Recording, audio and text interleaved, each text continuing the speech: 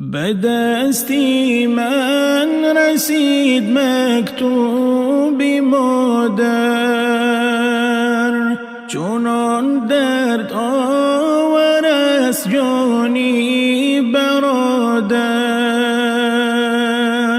چو خواندم درد قلبی این فرشته،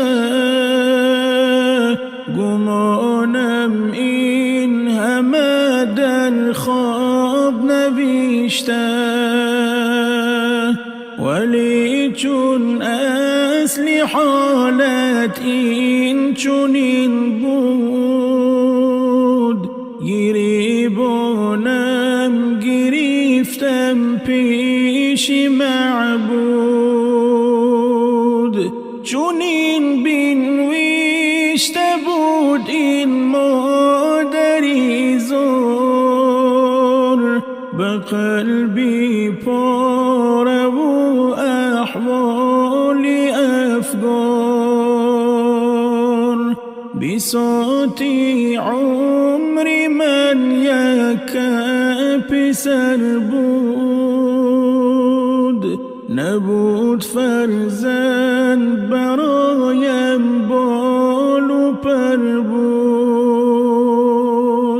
ورا جان دادم و قدرم ندانست، مرا با این همه صبرم ندانست.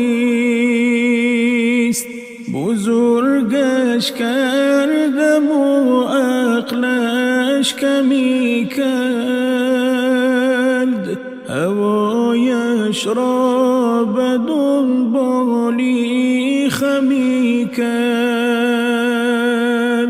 چو زن بگرفت فکرش را دیگر کرد، نهالی عمری من را بی ثمر کرد.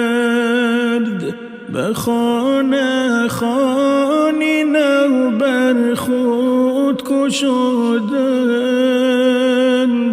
مرا اندر بری خود جا ندادند. سخنهایی زنش بالای سر شد، که گویا مادرش یک دردی سر شد. چون این یک قصه را مادر به من کرد، درونم را گرفت یک آتشی سرد.